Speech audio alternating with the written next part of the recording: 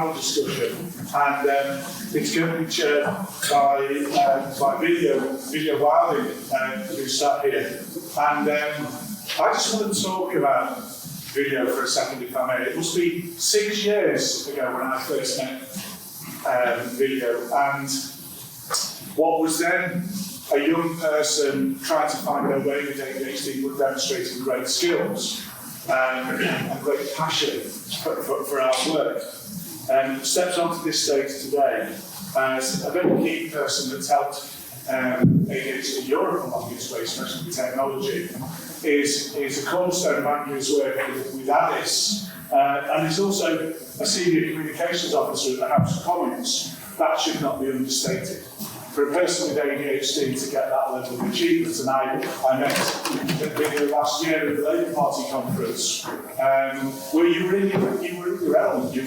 You were absolutely with a different tribe and holding your own really well. So I'm mentioning that because I have an incredible sense of pride to ask Viljo to be the first person to come up on stage to share this panel. I'd like you to give him a warm round of applause. During Viljo's OBE, if you are not appreciative of our work, then you probably are dead.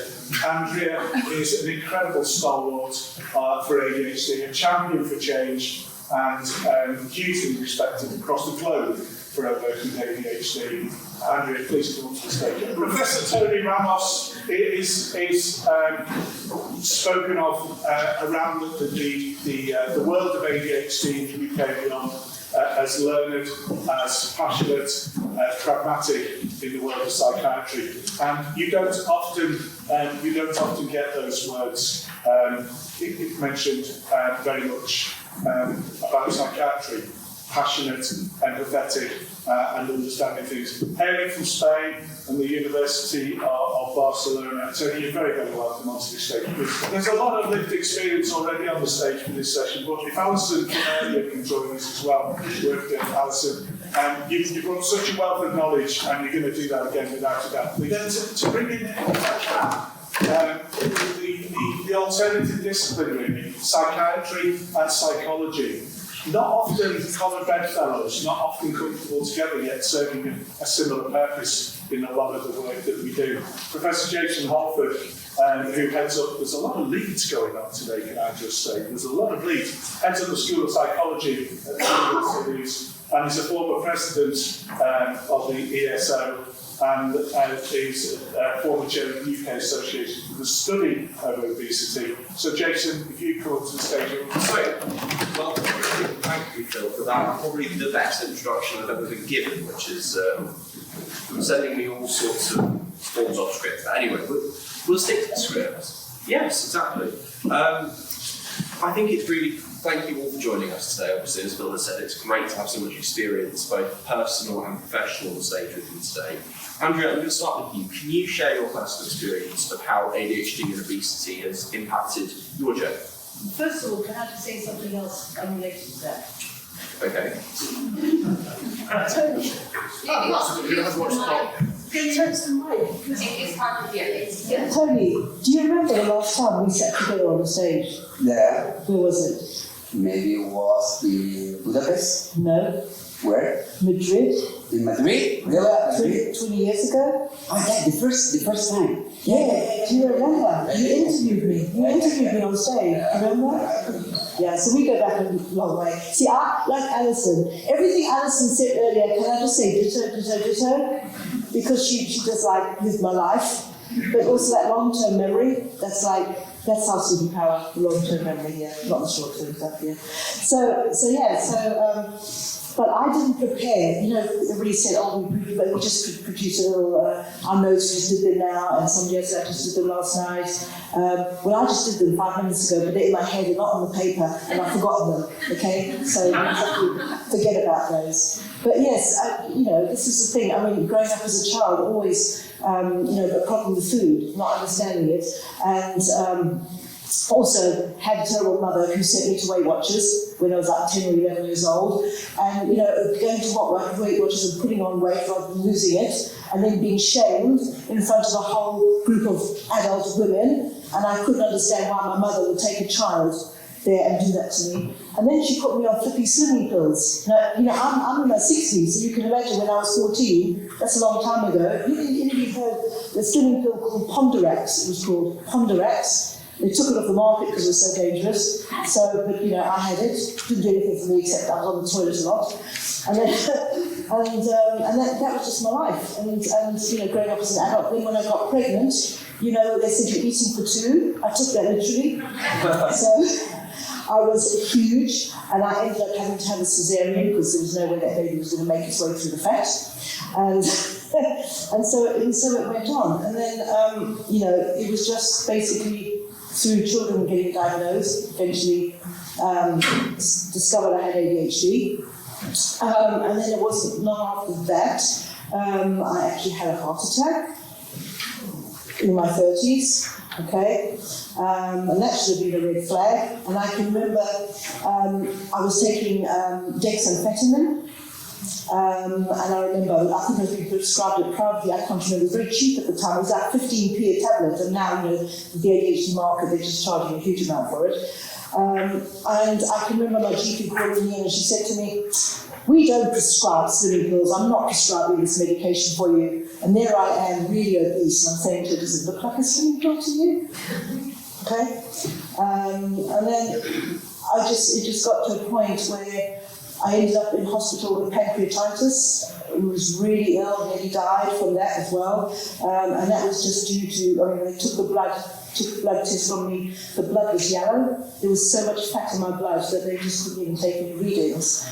And so it was very hard, just explaining the link between the ADHD and the food, and just this desire to, I don't know, for me it's a sensory thing. I always have to have something in my mouth, I have to eat and food, and then it's like, well, if I'm travelling, which country do I go to? Because where is the best food? So that's why I love Greece, because I love the food in Greece. I'm not going to embarrass anybody by telling you which country I won't go to anymore.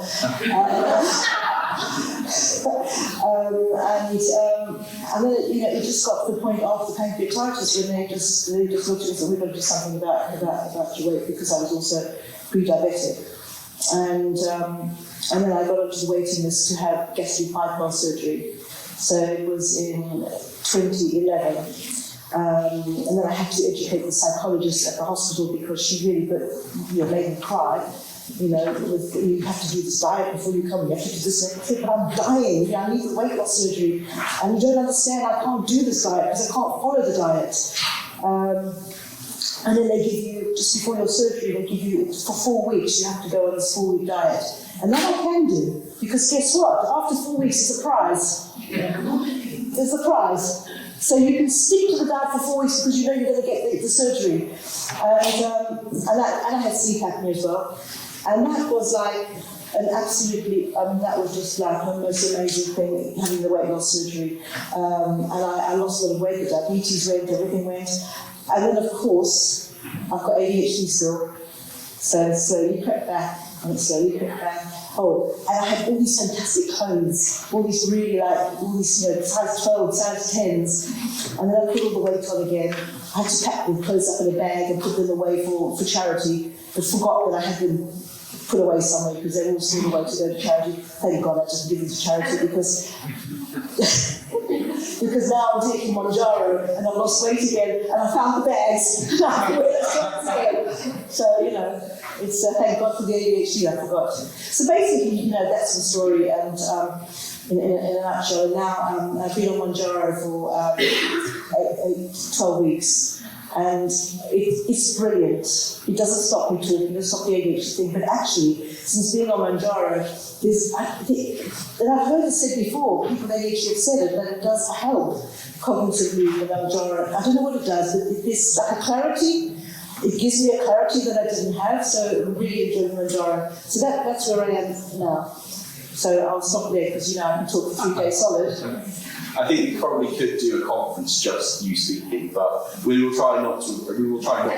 Yeah. So that's it, and I've taken responsibility for my weight and my ADHD, and I push to get to get all this treatment, basically. Thank you, Andrea. I think it's a story that many people can relate to. Toni, what I want to ask you really is, from your perspective as a clinician, when did you first sort of notice this link between ADHD and obesity? Because I think as people living with ADHD, it's something that we can observe in ourselves, but I think we'd really like to hear from the clinical perspective when you first noticed this. Well, if you are working on helping patients, people living with ADHD, I think it's for the first beginning. You are seeing people with overweight, with problems taking care not only for obesity, but problems with substance use disorder or behavioral addictions. And for us, it's a clear link. And unfortunately, all of the different people that talking today, speak today, there are an equal relations in terms of this word of stigma, because later in time, they have the opportunity to get a right diagnosis, a right treatment for the ADHD condition, but not for the very beginning. And there are a lot of suffering, and that is our challenge, yes?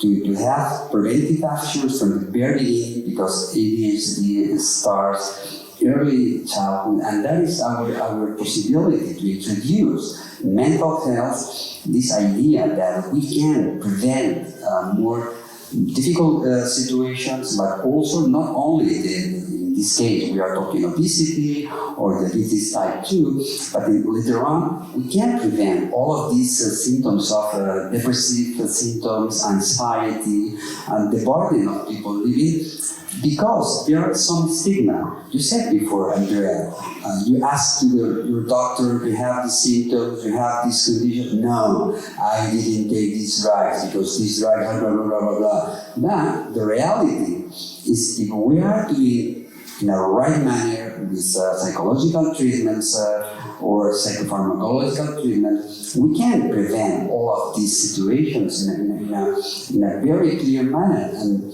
I think at the end, and what's very nice in the slide of Professor Harman Catalina, because for the majority of people, it's like to be part of your personality, or you are not so clever leading with the lifestyles.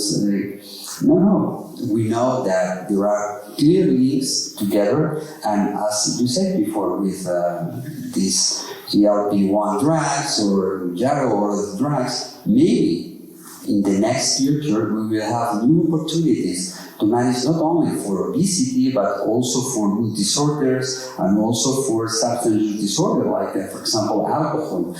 Because there are these links clearly in terms of inflammation, in terms of other things. Yeah. And I think that is one of the, under the medical perspective or the clinician perspective, work with ADHD is an opportunity to work not only with mental health conditions, is to work with other non-mental health conditions, because also are somatic conditions, mental health. Work with obesity, hypertension, diabetes type 2, other situations that give us opportunity to be more comprehensive, not to focus only on one condition, ADHD, or one condition, depression. It's to deal with other situations. And this is our challenge as physicians, to have a very comprehensive and very clear idea that ADHD is not only a condition of mental health, it's a condition with mental health plus other non-mental health conditions, as obesity in this case. Thank you, Toni. I think a nice following on from that, because you talked very well about the connected conditions here. What do you think that the key challenges are with recognising and then actually treating obesity in individuals with ADHD? Well, it depends the country, but the majority of countries, the new drugs or also the psychological treatments that can help us to deal with obesity in people living with ADHD, is that they are not included on the public health resources. And here are people living with conditions researchers, clinicians, but I would like to see here stakeholders, people with responsibilities on the health management, because they need to understand that ADHD could be a very severe condition if you are not doing the right decisions, or taking the right decisions, or taking the right medications in this case. And we need to fight against this stigma of ADHD drugs, because we are talking about the stimulants. There are not the stimulants drugs also available. And many of these clinicians don't pay attention about all of the possibilities of the treatment. Yeah. For us, the big challenge is to understand that we need to treat together both conditions at the same time. It's not we are treating obesity and later on we will be treating ADHD, or we are treating ADHD and later on we will. No, it's the same situation, for example, with dual pathology. It's we need to treat before alcohol and later on ADHD. No, we need to treat together in parallel both conditions. Yeah. Thank you, Toni. That's really informative. And I think, again, moving nicely on, Alison, can you share with us your personal experience with ADHD and obesity? And specifically, I think as Toni addressed there are some challenges in patients getting proper treatment. Can you tell us about the challenges that you face? Thanks. I'm really finding it hard out my attention moment because there's plugs up there and I keep thinking, oh, plug that in, sorry. So yeah, the challenges I faced. So it took me a long time to realise, but and then there was a long wait list in my local area. I think it was 18 months. And then I've been diagnosed, and then of course I obviously knew a lot better than anyone else and said, no, I'm not going to have any treatment because, you know. So it's my own challenges as well. So then I had to go away and learn, and I'm going to go back and get it. Because, yeah, it's got to be worth it, isn't it? And seeing these, that everything's linked, I think, oh no, I don't want a heart attack, and I don't want to, you know, I don't want all these, you know, things, because I've already got all the long-term health conditions, I don't want to get worse. So there's a win to me. It says there's a win to go and get in treatment, and now there is, I'll go and get it, but I need that win. That's, you know, that's the thing. I talked about my journey earlier, and you were saying, I remember actually I went on diet pills, 10 year Dostan they were called. Oh, I did those as well. Yeah, they're like speed. They're like speed, but that didn't affect me. Well, obviously, because of ADHD. My friend had them, she was off her head, she slept for like, she didn't sleep for 3 days. I was like, chilled away. But my mum made me go. Did you ever take a tablet called, anybody remember a tablet called Ionomin? No. Anybody know the tablet Ionomin? Because that was another one that was given to me, like fabulous. Lost weight, focused, did really well before I was diagnosed with ADHD, but yeah. No, I didn't. But Manjaro, I'm actually writing an article on it because they talk about food noise, don't they? I never understood that. Yeah. Until I took it. And then, so what happens, you take it, and without it, I think about food, or I get up, think about food, what am I going to eat next? And I think it's food noise, I think it's more like food anxiety. I'm terrified that I'm not going to have any food. So, She's just like me, I swear to God. terrified, you've got snacks, yes. In case you can't get food in the night. Absolutely. Yeah, but you don't do that with it. So, yeah, with the food noise, you spend your whole time worried about when am I going to eat next? Oh, I'm going to the hotel. I'll tell you what, I'll take, if I've got a couple of packets of, what if I've got crappy biscuits there? And I wake up at 2 a.m. and I'm hungry. Terrified to be hungry. So I'll take trail mix and stuff like that, because I think that's good. But you don't have that, and it's so weird. You take this injection, 6 hours later, your brain turns off, and you start thinking about food. I mean, it also has the other effect that you think, oh, Christ, my girlfriend, I still get hangry without feeling hungry. So she's like, you all right? And I'm like, yeah. And it's the only time I ever get angry, I'm the most chilled person in the world. And she said, are you hungry? And I'm like, no, because usually that's it. First thing she does, gives me a drink or a biscuit or something, you know, because I'm hungry. But I still get hungry, but I don't feel hungry. So it's very weird, but it's great. But you have to be more planned because it'll be, it's usually 3 o'clock and I think, I haven't had anything to eat today. I know. In my whole life, that's never happened. Usually I open my eyes, lay there, I've got to eat. And all day I'm worried, what am I going to eat next? What am I going to eat next? Where am I going to eat tonight? And that goes, and that's lovely. So if ADHD meds work a bit like that on the rest of my brain, that would be brilliant. And so that's what I'm thinking. I don't think I answered the question at all. I'm so sorry. Right. Yeah. I think the bit that I'd like to hear more about is the challenges that you face to get to where you are now, really. Oh yeah, I mean, well, because people keep saying ADHD wasn't around when we were young, and everyone's getting diagnosed now, and you know, but it's well, for me, it's things like Instagram, or you know, you get those reels and it says, put a finger down if you do this, and it's ADHD, and you're like, oh my God, and that's how. So first of all, the challenge is knowing that all of those symptoms may be something like that, not that you're a bit mad. I've been under mental health services for bipolar. They thought I was bipolar at one point, but no. And so the challenge is first to find out that you are, then getting over everyone going. My girlfriend was like, yeah, I don't know why you want to get diagnosed. And I said, because it's all this other stuff. It's not, you know, that I get all this work done and I'm a superhero in some aspects, and my house is a mess because I've got piles everywhere. All of those things, that's not the thing. It is that it might be my health. And naturally, that's it. It's telling other people. That's a big challenge. Is why do you want to get? What does it matter if you get a label? That's what I get a lot. And the label isn't the label. It doesn't matter about the label, does it? It matters about the treatment.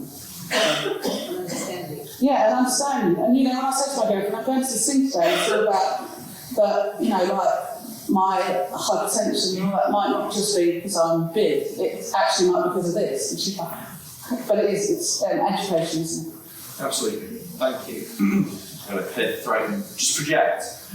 Jason, what do you think the biggest challenges are in terms of gaps of how healthcare systems address ADHD and obesity together? I mean, much like what Toni was saying, that there's this treatment where you treat alcohol, you treat ADHD, you treat those dependencies separately. How do you think that there are the gaps in terms of combined and connected treatment plans? Well, first of all, I feel a bit of a fraud sitting on the stage because up until about a week ago, I knew very little about the relationship between ADHD and obesity. I kind of knew some background on mine. I am a psychologist. I'm very much appetite regulation is what I do, is how these drugs work. So I was not aware. And I've been reading so much. I've been sending notes to Alison, who's go around then, and I see the same picture in the obesity area as I do in the ADHD. Lack of diagnosis, lack of healthcare practitioner awareness around this, and also the big S word, stigma. You know, when looking at why, say, adolescents living with obesity don't seek treatment, it's because they're internalising it's all their fault, it's all down to them to solve it. They take on that burden and think about the mental health consequences of living with obesity, thinking it's all your fault, but not being able to do anything about it. That's going to have a terrible impact. And if you're something with ADHD, that's going to have an impact on your ADHD symptomology and experience as well. So it's kind of that loop. And I really enjoyed the talk by our colleague from the Netherlands just before that, because I was struggling reading all this as a psychologist going, what's causing what and how is this related? I've got 8 pages of notes and I've still not got to the bottom of it. I think what strikes me also is I don't think healthcare practitioners go out deliberately to be stigmatising, but they reflect the society that we operate in, the wider society that we operate in. And many healthcare practitioners who routinely deal with adolescents living with obesity, I'm using adolescents as an example because it's something I've looked at recently, think that what's motivating them adolescents for treatment is around physical appearance and popularity. When actually if you ask the adolescents, what is the biggest barrier, what is the biggest thing they will deal with? It's not being able to control their hunger. So they're speaking, but they don't realise it, they're speaking to the biology of obesity. Yeah. And that's what they're struggling with. I can't control my own hunger. The food environment is in control of me. And I guess one of the therapeutic aims we have, or should be, is to try and help people get back in control. And I think the control thing is quite interesting. I could go on, and I'm probably going all over the place a little bit. But I do think there is, on the diagnosis, people are not going to healthcare practitioners. If we do go to healthcare practitioners, even if they are living with obesity, they're not getting diagnosis. Even if they do get diagnosis with obesity, only 10% get a follow-up appointment or referral to a service. And so you just sort of sit there going, well, you've got a label now. What are we going to do? Because you give somebody a label of a disease and you don't give them anything to do, that's going to have a negative consequence as well. So I think all of these things come together in the lived experience. And I'll probably stop now because I think the narrative around the lived experience is very important because it illustrates all the kind of theoretical things or contextual things that I've spoken about. Thank you, Jason. Absolutely. It's still microphone. And I think as you were talking and as I've been preparing for this session today, I've been thinking about my own experiences, and I almost certainly have sleep apnea in the sense that I had an operation age 6 or 7 to remove my abdominals because I was snoring so much that I was waking myself up at night. And that's been a consistent problem. I'm now going into writing my dissertation, and it's the time when I need to be energised and be able to perform at my best, and I'm not feeling that. I speak to the GP, and they say, oh, well, it might be an issue with your weight. Before we can refer you to the sleep clinic, you have to try and lose some weight. And there's no actual support to do that. It's just, here's some sort of boilerplate checklist of things that we think might help. And if they're concerned about the issue, they're not willing to give it a label and to give it treatment, but they also will then gatekeep access to other services because they're concerned about this diagnosis that they're not willing to make. And so I think this leads nicely on to my next question, which I think either of you or the whole panel can answer really. How can patient advocacy better drive better recognition and care for individuals dealing with both conditions? I've worked with the patient advocate community for probably about 10 years now, and before that I actually had people living with obesity in actually sharing their experience in lectures, because even as somebody working with obesity, you come with a preset number of assumptions, and first of all you've got to challenge those and challenge those within your students. And I think you need to target your audience. You need to target the policymakers, because they control ultimately access to the funding.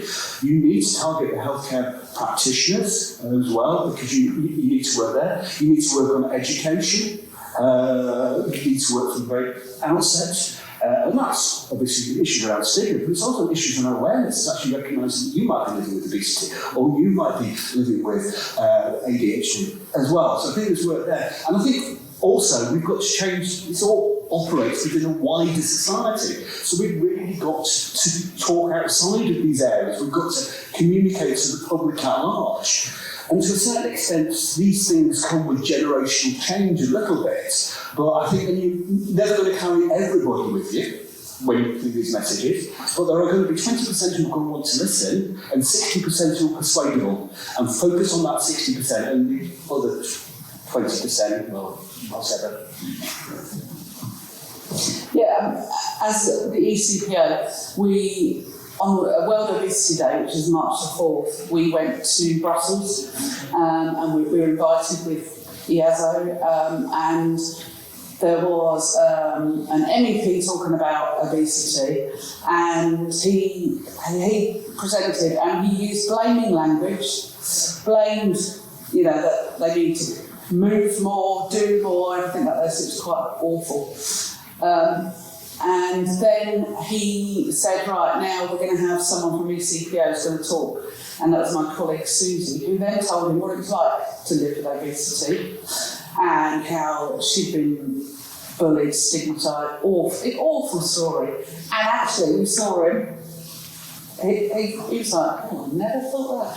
And then the rest of the speech and the rest of the session, he talked about we've got to listen to patients, So that's one way. Absolutely education. Challenging stigma, and it's the people who, choose the ones, because some people are never going to change their mind, ever. But yeah, choose them and just keep telling them, keep going on, keep you know, social media. Keep doing what we're all doing, and also ECPO really bringing together all the chronic diseases and that, because we can't be in a silo. We're obesity and they're cardiovascular and they're renal, because it's all together. ADHD is not in a silo. So yeah, bringing these all together, I think, is absolutely the way forward. So, I think we'll move to the sort of final... Yeah. Well, I was going to move on to sort of my questions to the whole panel. But I just think one of the ways that what we're doing here, I think that several years ago, these research consortiums, all the universities across Europe, started to bring patient organisation in as partners. Being involved in a project like this is just absolutely incredible, because we have researchers talking to patients, and now as a patient organisation, when we talk to people higher up in government or whatever, we can quote what we're learning here, because I think this project, I love this project, the TIMESPAN project. For me, it's been one of the most useful and effective tools to actually push the agenda for ADHD. But one of the other problems that we have, you probably don't know this, it is public knowledge, the deputy leader of our government, Andrea, has ADHD. She has a son with ADHD. The Minister for Education, Bridget Phillipson, has ADHD. Why aren't they speaking up for us? This is what I do not get. We now have people in Parliament and they're not speaking up for us. So we have to do something about that. thank you, Andrea. So I'm going to move to sort of my little rapid fire questions for the whole panel to answer. So you all get about a minute to answer these. I think really interesting, and I've got 4 of these here, and I've had to cross one out for time, but they're all really interesting questions. Which treatment strategies show the most promise for people with ADHD and obesity? Anyone want to jump out and move with an answer? Okay, as I said before, I think now we are in front of us new opportunities and an exciting moments regarding the knowledge of obesity. And it's funny because there are a lot of drugs, a lot of treatments in mental health and psychiatry that at the first beginning the objective was not to be an antidepressant. The first objective of the first antidepressant available, imipramine, was to be a treatment for the tuberculosis, or the first antipsychotic available for the treatment of psychosis was to be anesthetic, all of that, yes. And now with drugs like Viljo or other drugs, Bilbow, etc., we are in face of a new way to deal together with mental health conditions, with obesity, obviously. Another, I think, and maybe could be the link of both conditions more than the genetic background, could be the role of inflammation in both conditions. And more, we know that the majority of mental health conditions, depression, spectrum, ADHD also, they are linked or sharing, yes, this inflammation profile. And I think in the next future, if we win this challenge with our politicians, because we need to break this stigma against ADHD, against mental health. The first one is that the majority of funding at the European level and worldwide level is for oncological situations with cancer, cardiovascular, and also neurology, why not? But mental health is not on the top, and we are on the top of the disability conditions, or also decreasing expectancy of life of the people. And that is important to push, to put in the agenda that. But also, you said before, in terms of to break this stigma, I think it's absolutely essential to introduce on the med school, the very this idea of the neurodevelopment condition, the development disorders across lifespan, and to have more knowledge about the idea of prevention that can lead you to treat ADHD or spectrum from the very beginning. Yeah. Thank you, Toni. I'll be quite quick on picking that up. I think, first of all, medical education. Obesity, by and large, not covered in medical education in the UK. Nutrition, a little bit. I don't know how much ADHD is covered, but I suspect not enough. But in terms of treatment, when we talk about mental health and we talk about ADHD, you're going to get nowhere in weight management without addressing those two things. So those should be front and centre, and people should be, as soon as they enter a service, be screened, diagnosed, and provided access. You know, it has to be holistic. It has to be holistic, you know. And I think that's the point, is we've not got that. And it's great when we've got these new drugs, and they are amazing compared with what we've had. I've worked in drug development. I was an appetite expert for 35 years. So I helped develop a lot of failed medication. So these are marvellous. My concern about these drugs is people will give access to the drugs and then not get the surround around service because the drug is perceived as a solution rather than the adjunct. So that's my concern, just to put that in. Thank you. I want to ask Alison and Andrea particularly my next question. If there's one thing that you could change in how ADHD and obesity are managed, given your personal experience, what would you change? Perception, maybe. Perception, people's perception of what it is, it's something, it's fashionable. It's fashionable to get an ADHD. I haven't told many people that I've got it. And it's not sort of the first thing, I say, because you get, I'm judged enough by my size when people see me, if I add that. But yeah, if you could change, perception of how both ADHD and obesity. For me, Jason, you said when you came on stage, you said that before you were invited, you didn't really understand the link between ADHD and obesity. And that's, I think, education is so important, and we have to educate more people about those links, because you cannot treat different conditions individually. You've got to treat the whole person and look at the whole approach, to this treatment. I mean, when I went for my first, interview at the obesity clinic, they asked me, "Did you want to take part in some research?" And I love a bit of research. So they gave me these questionnaires to fill out, and I'm ticking all these boxes, and I said to the guy, "Are you assessing me for ADHD?" Because all the questions were ADHD related. He said, "No, what is that?" And I'm thinking, I can't believe this. So then I sat down with my clinician and I had a real go at him about it, and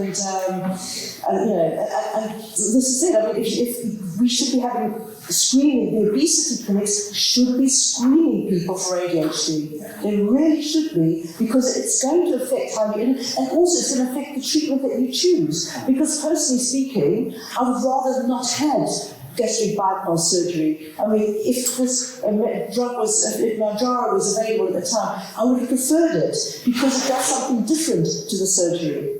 The food noise, I feel like a normal person who eats normal plates of food. I'm not starving, I'm not under-eating, I'm eating normally, just like everybody else who is not overweight eats. And that's the difference, isn't it? We feel normal. Yeah. That's it. Education. I'll take it back, thank you. I think my final question before we go to the Q&A, how do stakeholders need to work together for us to be able to make change and provide better care to people with ADHD and obesity?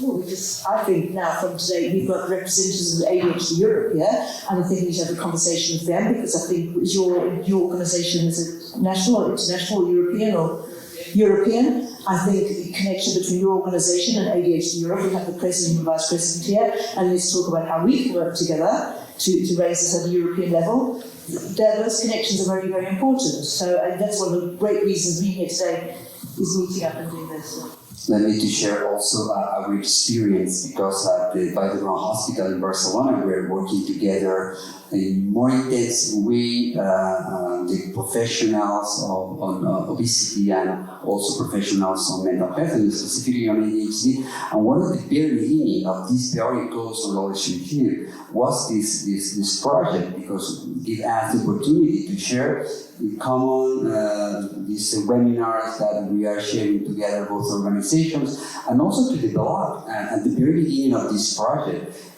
we didn't have specific psychologists working on the field, but now we have a psychologist for child and adolescent obesity, and also 2 psychologists working together for adults with obesity. And that gives us this opportunity to have a very comprehensive, and maybe this project was the origin for the stakeholders or the CEO of the hospital to understand that that is a new opportunity to improve the management. Because you said before, a lot of people with surgery relapse regarding the weight, and one of the key factors for these relapses are the symptoms of ADHD. Just very quickly from me, as somebody who's come from the obesity community, I mean, I've been thinking a lot about what can be done during this meeting, and certainly, obviously, TIMESPAN is supported by ECPO and ECPO as well, and we will be looking to put specific ADHD sessions within our National Congress, which is over 4,000 people, so that will be happening, so I'll push for that. I've also been talking about Cherie, about having specific training. We've got clinical management networks, these are specialised clinics for obesity all over Europe, and we've got some international ones as well. So we've got about 180, some of them are paediatric comms as well. These are specialist centres, leading centres at Europe and the world. And we've been perhaps doing a bit of a social media discussion over WhatsApp with Cherie about having dedicated seminars about ADHD for those as well. So I can give you that commitment that I will go away and ensure that happens. And obviously the patient communities joining together, co-education at the same time, that would be absolutely brilliant. Thank you very much, Jason. It's really good to hear what's going to come of this and connections being made live. I think we've got about 10 minutes left, so that gives us some time to take questions from the audience. Very interesting presentations, but I wanted to pick Phil up on the point when he did the introduction, where he said it's very unusual to get a psychologist and psychiatrist on stage together. And I just wonder that given the epigenetic nature of some of the complex topics that we're talking about and the interventions that are required, is this not fundamental, the fact that these 2 disciplines don't do enough work together in understanding these complex genetic and environmental factors and how they interplay to lead to enhanced risk? So I absolutely agree with you, and this is I think the model or the great opposite of the field of medicine or the field of healthcare, to work together, different disciplines or different specialties also in terms of medicine. And that is the line. In fact, sometimes we are suggesting that to do psychological treatment plus pharmacological treatment. I think we need to personalize, because some people will need only one approach, the other will need only other approach, or both together, and a lot of different approaches. Yes? Yes, so obviously clearly supported holistic and multidisciplinary approach here. I mean, I just reflect on psychology, which is a silo, and in psychology there are lots of sub-silos, and people are very keen on, I'm an educational psychologist, I'm a clinical psychologist, or I'm this type of psychologist, I'm that type of psychologist. And having managed a couple of psychology departments, I know how much people cling to these identities and to their terms. This is why when people ask me what I do, I say I'm an obesity researcher. I never ever confess to being a psychologist. And you know, so I think we do, yes, but what type of obesity research? So I'm interested in obesity, all areas of obesity research, and my practice and my research is now very much informed by the lived experience of people with obesity who are my boss. As far as I'm concerned, I do live with obesity as well. My weight fluctuates between 15 stone and 10 stone. I don't declare it all that often, but I share it when I feel appropriate. And so it's a struggle that I personally empathise with as well, and members of my family with as well. So I think it's important to recognise that you are a practitioner, but you're a person, and you have living with those challenges. If you can recognise it in yourself, which I did for 25 years, then you can start informing your practice, whether it's psychology or psychiatry or the other healthcare professions.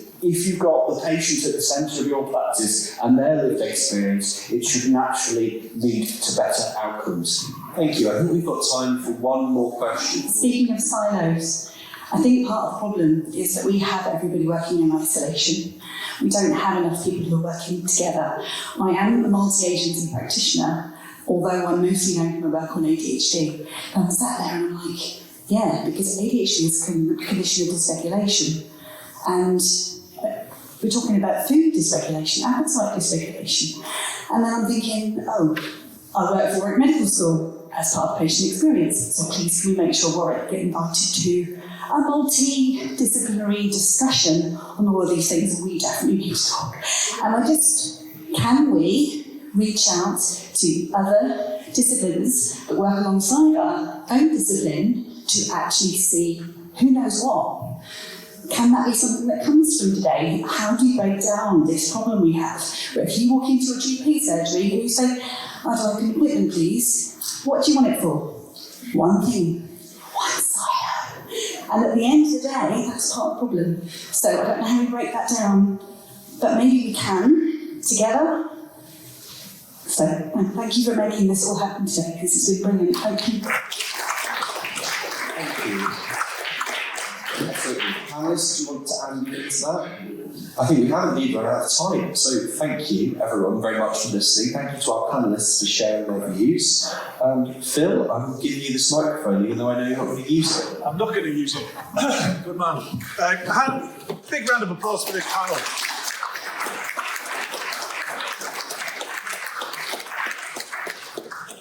The connectivity that's coming out of all of the work that's going on here, the feeling, the belief of there is more to do, but we can get there. The TIMESPAN project, joining up the dots, it is quite incredible.